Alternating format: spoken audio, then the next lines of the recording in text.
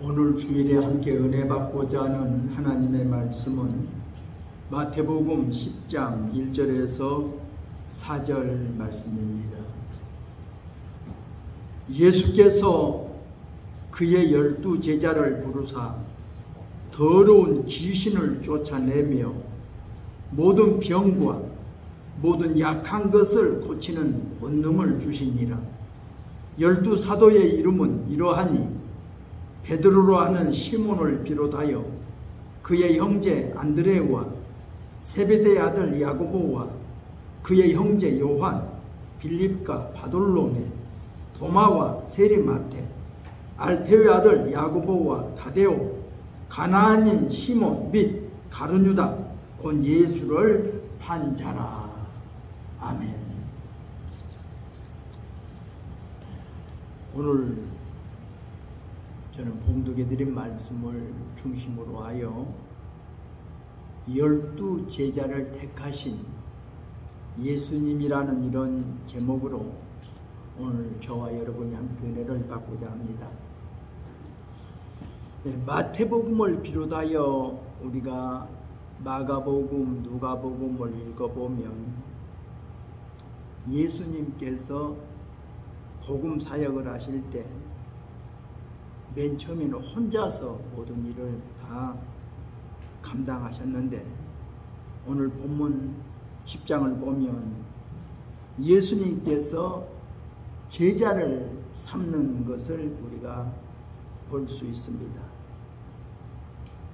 12 제자를 부르신 그 목적은 여기 보면 12 제자를 부르사 더러운 귀신을 쫓아내며 모든 병과 모든 약한 것을 고치는 권능을 주시니라.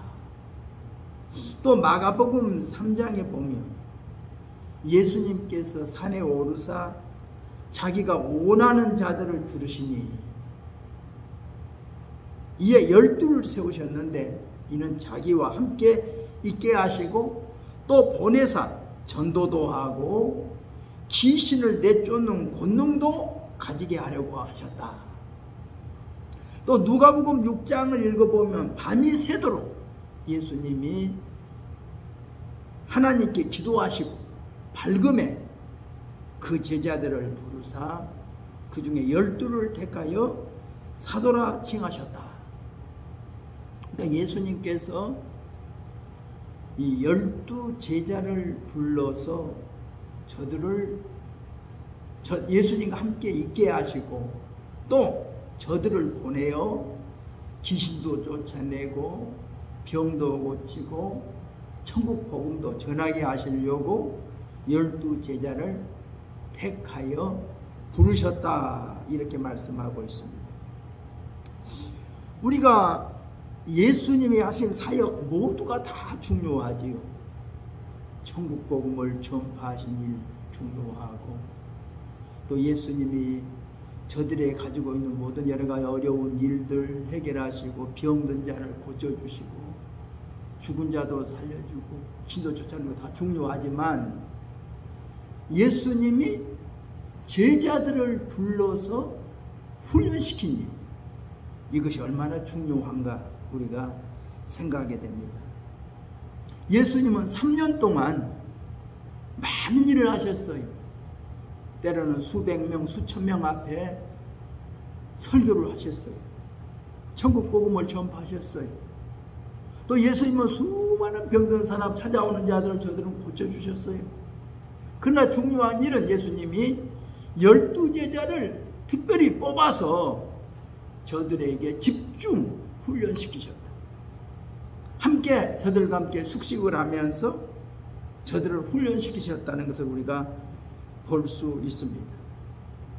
누가복음 7장에도 보면 요한의 제자들이 예수님이 하신 소문을 듣고 요한에게 와서 하는 이야기가 예수님이 지금 하는 일이 놀라운 일이 지금 행해지고 있습니다. 예수님의 일을 소문을 이야기합니다. 그때 세례 요한이 자기 제자 중에 둘을 예수님께 보내어서 묻는 이야기가, 오신다고 하는 이가 당신입니까? 아니면 우리가 다른 일을 기다려야 합니까? 그리고 예수님이 정말로 메시아 그리스도인지 아니면 다른 사람을 우리가 기다려야 하는지 묻고 있는 것을 볼 수가 있죠. 세례 요한도 제자를 삼고 일했다. 예수님도 제자를 삼고 일했다. 또 구약에도 보면 엘리야도 이 제자들을 삼아서 일했다 하는 것을 우리가 보게 됩니다. 우리가 참 제자를 삼는다, 이게 참 중요한 것 같아요. 네, 우리가 요즘도 보면 제자 훈련을 집중으로 시킨 교회들이 많이 있죠. 제자 훈련. 특별히 여의도 순복음교회 그래서 일하는 사역자들이 우리는 조영균 목사님의 제자다. 그래서 제자들의 그룹을 형성해 가지고 우리만 이 조영균 목사님의 제자다. 그래서 그 그룹 속에 가기가 쉬운 게 아니고 짝 자기들이 어떤 진을 쳐놓고 우리는 조영균 목사님의 제자다라고 모임을 가지고 저들이 수시로 모이고 있어요.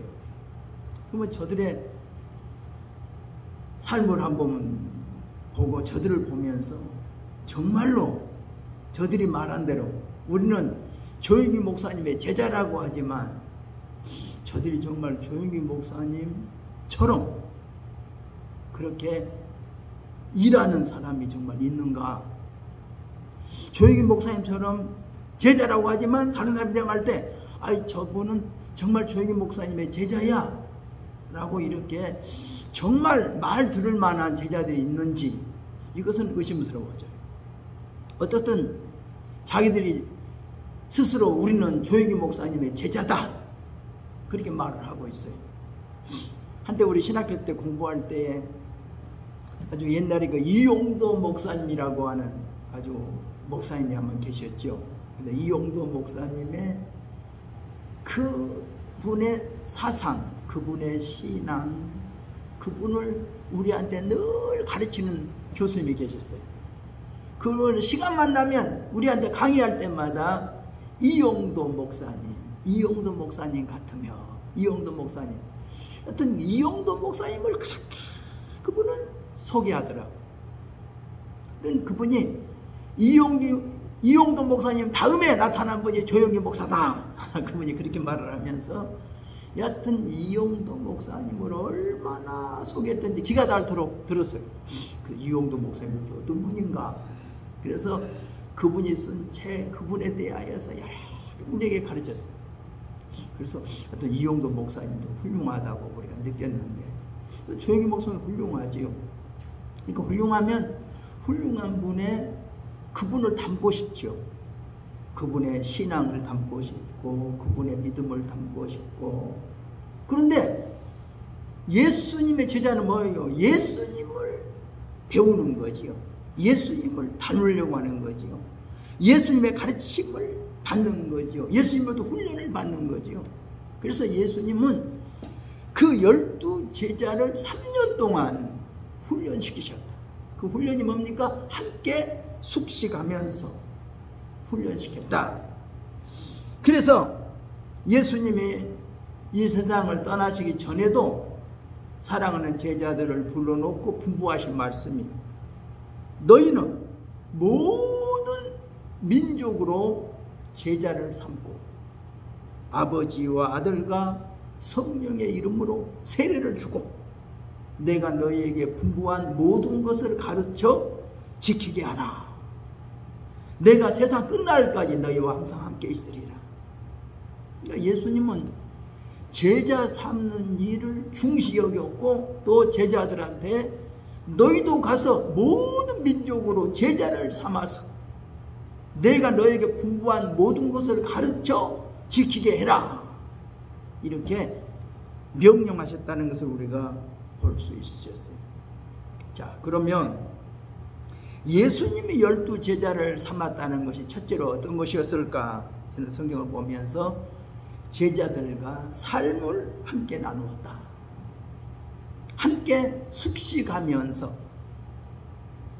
함께 한 공간에서 생활하면서 예수님은 저들에게 천국 복음도 전하셨지만 제자의 삶을 저들이 가르치고 지도하셨다고 볼 수 있어요. 우리가 참 한 공간에서 산다는 건 참 중요한 것 같아요. 우리가 신학교 때 한 공간에서 공부하고 또 한 공간에서 우리가 숙식하며 살았던 참 사는 참 중요했다고 생각해요. 한 교실 안에서 함께 공부하는 참 우리 동창들 참 중요해요. 그런데 더 중요한 것은 기숙사 생활하면서 그 한 공간 안에서 먹고 마시고 함께 자고 참 그것도 참 중요했던 것 같아요. 그래서 한 호실에서 우리 호 실장은 누구였고 그 실장의 지도하에 함께 기도도 하고 또 예배도 드리고 또 기숙사 세원들이 함께 모여서 함께 음식을 나누고 또 함께 예배를 드리면서 했던 이런 생활이 참 중요했다고 생각을 해요. 그래서 지금도 목회하면서 그때 한 신학교 한 공부했던 한 동창들 한 호실 안에서 함께 생활하면서 함께 나누었던 그런 분들 또 한 기숙사 안에서 한 7, 80명이 모여서 공동생활하면서 함께 식사도 하고 함께 소풍도 하고 함께 그 삶을 나눴다는 것은 참 중요한 것 같아요. 그리스도 안에서 공동체 생활 참 우리가 삶이라는 게 참 중요해요. 함께 나눈다는 것. 요즘 우리 목사와 성도들 사이에서는 나눈다는 것이 뭐예요? 지금 저와 설교를 통해서만 주일날 설교만 해주고 나서 여러분들과 함께 나누는 것이 고작 그것뿐이잖아요. 다른 것은 별로 나눌 수 있는 게 별로 없잖아요. 사실 제가 그 주일 학생들을 옛날에 가르칠 때 강단에서 설교만 가지고 해가지고는 어린이들을 지도체도 못하겠더라고요. 그때 제가 생각한 게 뭐예요? 이 페스탈로찌가 얘들이 놀고 있는 놀이터에 가서 깨진 유리 조각을 줍는 것을 제가 보면서 어린이들을 가르치려면 어린이들이 놀이터를 찾아가야 되겠구나. 그래서 주일날 얘들을 설교하고 가르치고 난 다음에 언제나 꼭 평일날에는 꼭 얘들이 놀고 있는 놀이터를 찾아갔어요. 놀이하면서 얘들이 어떻게 노는가를 지켜봤어요. 거기에서 이기주의적인 거, 자기 욕심만 채우고 정말 서로 양보하고 서로 그런 거 하는 거 여러 가지 삶을 보면서 이것을 내가 이것을 지도해야 되겠구나. 저들의 놀이터 현장을 보면서 저들이 또 가정도 가서 또 부모님도 만나봐요. 그러면서 요즘 우리 교회 나오는 얘들 엄마를 아빠를 만나서 요즘 어때요? 물어봐요.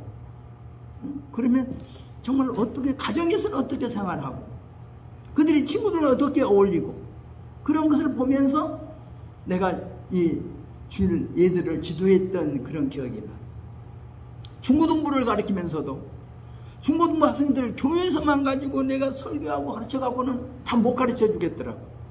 그래서 때로는 그 학생들의 공부방도 찾아가고 또 얘들이 잘게 놀고 있는 모임도 한번 찾아가서 같이 한번 그들을 데리고 운동도 같이 해보고 함께 소풍도 가보면서 보면 뭔가 달라져.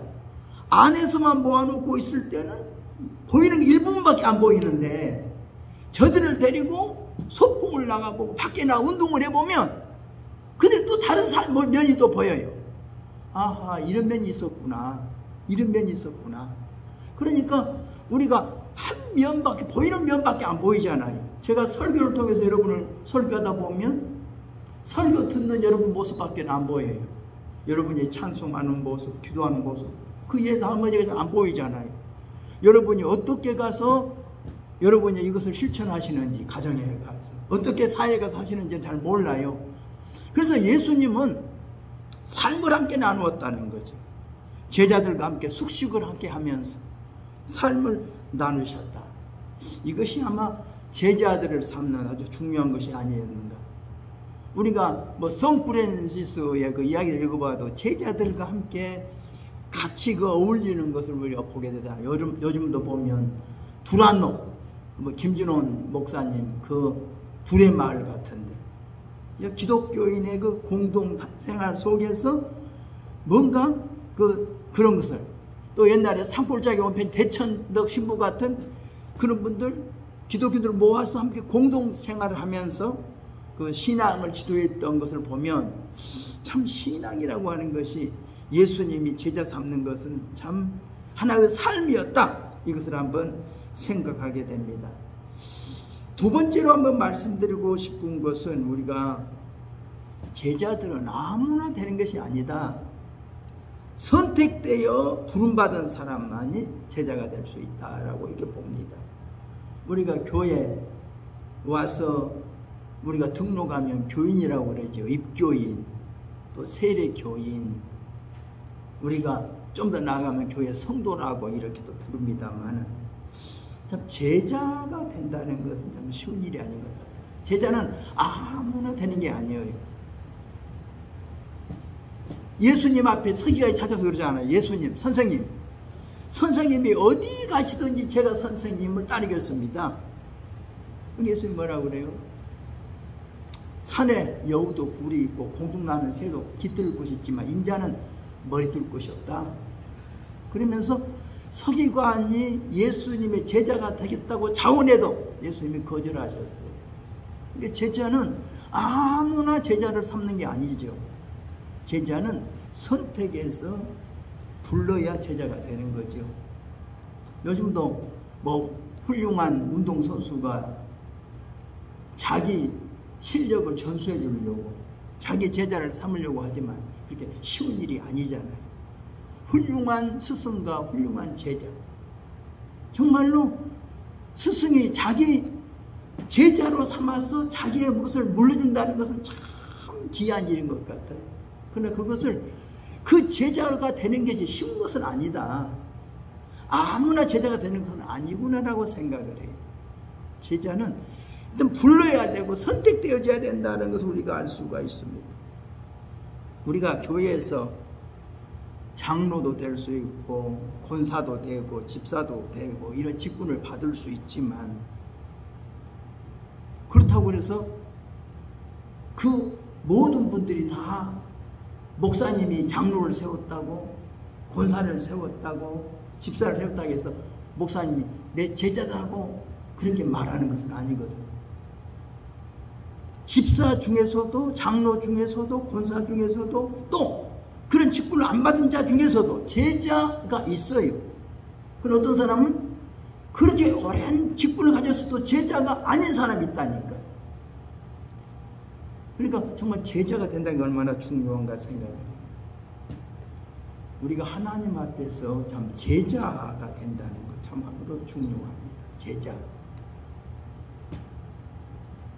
제자는 어떤 건가? 저는 생각해 보니까 예수 믿고 하나님의 자녀가 된 것은 내 스스로 되고 싶어 되는 것이 아니다. 하나님이 선택이 있어야 된다. 하나님의 뜻이 있어야 된다.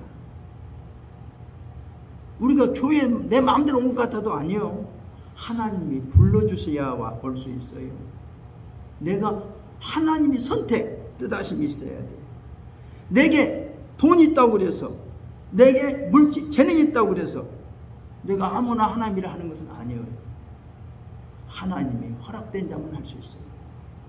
세상에 집 짓는 일도 많지만 성전을 짓는 일은 아무나 하는 건 아니더라고요. 어떤 분은 그래요. 나 교회 성전 한번 짓고 싶어. 이것은 아마 교회 다니는 신앙은, 참된 신앙을 가진 사람은 누구나 소원이 있을 거예요. 내가 정말 내 재산 다 팔아서라도 내가 교회 한번 성전 하나 하나님께 헌당하면 좋겠다. 마음이 있지요. 그러나 하나님이 허락해 줘야지 하지요. 돈이 없어 못하는 게 아니에요. 돈이 있어도, 재능이 있어도 하나님이 허락 안 해주면 못하더라고요. 그리고 어떤 사람은 내 평생 동안 안 되더라는 거예요. 다윗도 보세요. 하나님께 성전 그렇게 지어드리고 싶었잖아요. 자기 손으로 하고 싶은데 하나님이 허락지 않잖아요. 그게 못하고 말았잖아요. 그래서 그 일은 솔로몬이 했잖아요. 우리가 어떤 일을 하고 싶어요? 내가 교회 개척도 하고 싶어요. 근데 개척도 아무나 해준 거 아니더라고. 개척을 하려고 해도 그런 기회가 안 주어지니까 개척도 못하면 계시더라고. 교회 막 공시고 싶어요. 그러나 마음대로 되는 게 아니에요. 이것도 하나님이 허락해 줘야 되더라고. 그러니까 우리가 하나님의 뜻, 하나님의 허락 얼마나 중요한가 생각합니다. 우리가 예수님의 제자가 된다고 하는 것은 우리는 부름과 선택, 하나님이 나를 불러주셨다. 하나님을 선택해 주었다. 여기에는 다른 말 할 이유가 없어요. 원망과 불평이 없어요. 예. 하나님이 나를 불러주셨고 하나님 나를 선택해 주셨으니 다른 이유가 없잖아요.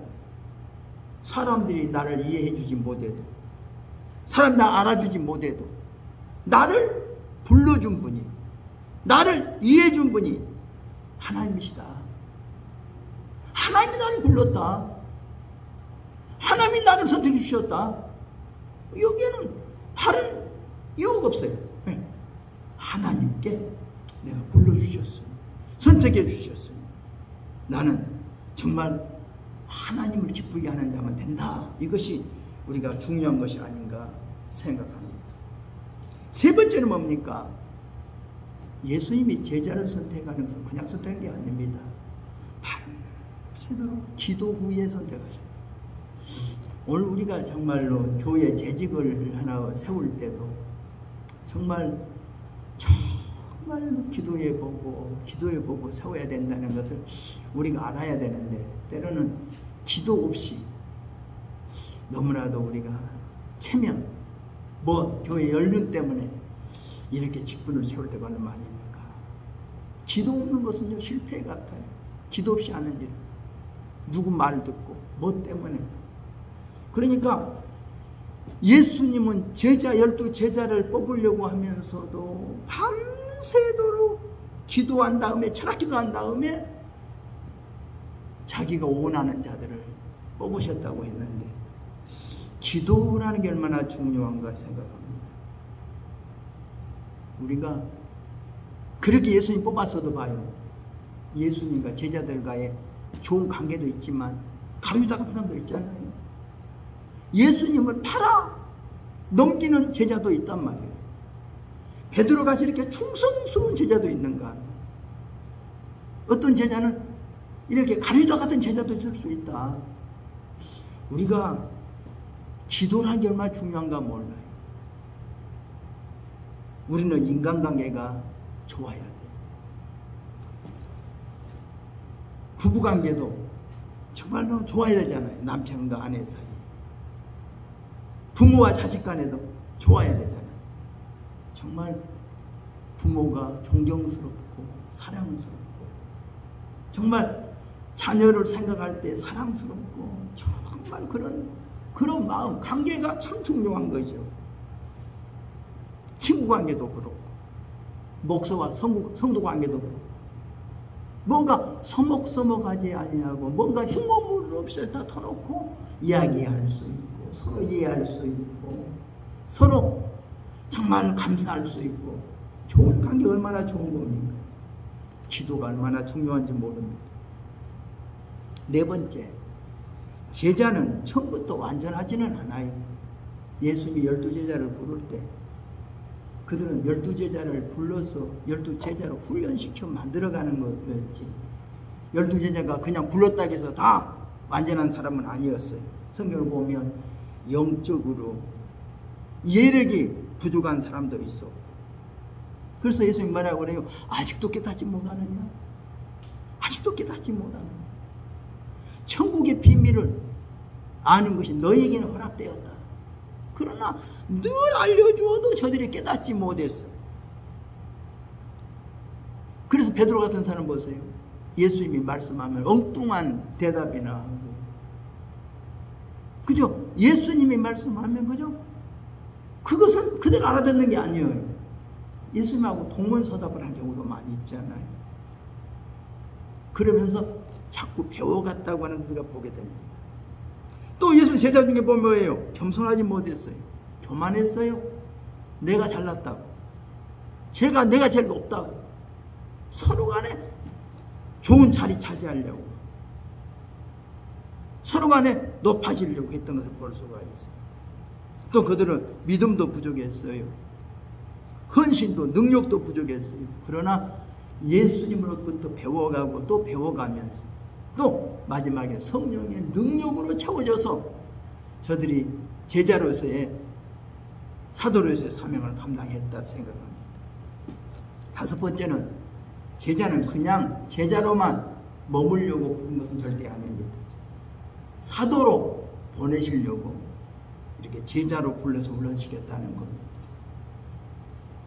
어떻게 보면 제자란 보내심을 받기 위해, 사도로 보내시기 위해서 선택된 사람이 제자다. 제자는 제자로서의 어떤 훈련받는 것은 뭡니까? 결국은 사도로 보냄을 받기 위하여 부르심을 받고 선택된, 훈련된 사람이다. 그러니까 제자의 자리로서 머무르지 말고 이제는 사도, 보내심을 받아야 됩니다. 어디든지, 가장 우리 신학교 때 늘 노래 부르면서 아골골짝 빈들에도 복음 들고 가오리라. 소돔 같은 거리에도 사랑 안고 찾아가서 종의 몸에 지닌 것도 아낌없이 드리리다. 노래는 목청껏 불러요. 목이 터져라고 불러요. 그러나 막상 딱 신학을 졸업하고 아골골짝 빈들에 가라고 하면 얼른 나서지 않아요. 내가 선택하겠다는 거예요. 나는 도시에, 나는 안전한 곳에, 나는 여기에. 내가 이미 김치국 주기 전에 김치국 먼저 마셔놓고, 물주선 안 물어보고 먼저 마셔놓고 나서 나는 여기 가겠다는 거예요. 나를 이리 보내달래. 어디든지 가겠다는 게 아니라 나를 이리 보내달래요. 참, 그래서 참 때로는 답답할 때가 있어요. 정말 나를 다 무장해제해 놓고 다 풀어놓고 어디든지 말씀만 하시면 가겠습니다. 어디든지 떠나라고 하면 떠나겠습니다. 무슨 일 하라고 하면 하겠습니다. 이러한 정말 어떤 소명의식이 있어야 되는데 그것이 부족하다는 것을 보게 돼요. 훈련도 받았고 다 했는데 이제 막상 사명을 가지고 가라고 하면 가야 되잖아요. 어디든지. 군대에서 명령만 내리십시오. 명령에 살고 명령에 죽겠다고 그러잖아요. 군인들. 위에서 왜 훈련시켜요? 그들을 전쟁에 그들을 사용하려고. 군대에서 그렇게 피땀을 훈련시켜가지고 전쟁이 일어나면 적진에 투하시키는 거예요. 보내는 거예요. 어디든지. 가라고 하면 가는 거예요. 군인들. 안 가요가 없어요. 앞으로 안 가면 뒤에서 총으로 쏴 죽여. 앞으로 가라겠는데 안 가면. 그러니까 사실 우리가 하나님 앞에서 우리는 이렇게 부르심을 받고 제자로 훈련받았으면 정말 사도로서 어디든지 가야 될 그런 준비 자세가 필요하다. 말씀대로 내가 하겠습니다. 이런 것이 중요하지 않는가 생각해봐요. 저는 복음을 전하려고 나섰을 때 제가 이런 생각을 했어요. 집사님 한 분이라도, 교인 한 분이라도 목사님 와주십시오. 제가 목사님 모시고 나 일하고 싶어요. 그러면 내가 가자. 어떤 곳에서라도 누가 부르든지 거절하지 말자. 그래서 어디를 논하지 않았거든요. 난 도시 가겠다, 시골 가겠다, 어디 가겠다가 아니라 근데 나를 필요한 곳이 있다면 나를 직면한 나를 필요로 한다면 와서 일 좀 해주세요. 그래서 우리 사람들이 그런 이야기 했어요. 여기보다 더 힘든 곳에서 우리를 필요로 하고 오라고 하면 거절하지 말자. 이것보다 더 좋은 곳에서 오라고 하면 내가 그게 한다면 말이 아니지만 나보다 더 이보다 어려운 곳에서 오라고 부르면 우리가 가야 한다. 이것이 목회자의 사명이 아니겠는가. 내가 이런 이야기를 했어요. 물론 모르겠어요. 지금도 그 마음이 옛날 그 마음이 지금도 내가 변했는지는 몰라도 지금 내 마음 중심에서는 하나님이 나를 불러서 지금까지 훈련시켰으면 하나님이 아무리 힘들고 어려운 오지라고 할지라도 그곳에 정말 복음을 듣고 싶어하는 사람이 있다면 목사님 말씀 듣고 싶어요. 목사님 말씀 듣고 싶어요. 목사님 사랑받고 싶어요. 목사님 저에게 좀 기도해 주세요. 이런다면 우리는 가야 되지 않을까. 이것이 바로 예수님의 제자로 부름받아 선택된 훈련받은 사람의 자세가 아닐까 생각해 봅니다. 그래서 저는 오늘 예수님이 12제자를 부르셨다. 오늘 저와 여러분도 하나님 여러분을 불러주셨잖아요. 제약 세상에서. 우리에게 복음 주시고 우리에게 지금까지 훈련시키고 하는 것은 뭐예요?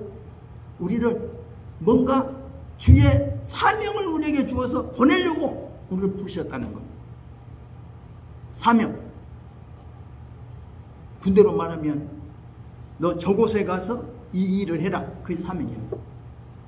오늘 우리는 우리가 가지고 있는 재능도 있어요. 능력도 있어요. 썩히라고 준 것은 절대 아니거든. 주님이 분명히 여러분들을 사용하실 겁니다. 문제는 나를 보내소서. 내가 여기 있사오니 나를 보내소서. 이런 준비 자세를 가지고 주님이 보내시면 내가 어디든지 가오리다. 주님이 시키면 무엇이든지 하오리라. 이런 자세로서 주 앞에 충성스러운 일꾼들 사랑받는 모두가 되십시다. 기도하겠습니다. 하나님 아버지, 하나님의 은혜와 사랑을 감사드립니다. 예수님, 많고 많은 사람들 가운데 12제자를 택하여 부르시어 저들을 집중으로 훈련시켜 주님이 저들에게 지상 명령하시기를 너희는 모든 민족으로 제자를 삼아 아버지와 아들과 성령의 이름으로 세례를 주고 내가 너희에게 분부한 모든 것을 가르쳐 지키게 하라고 지상 명령하신 것을 우리는 기억합니다.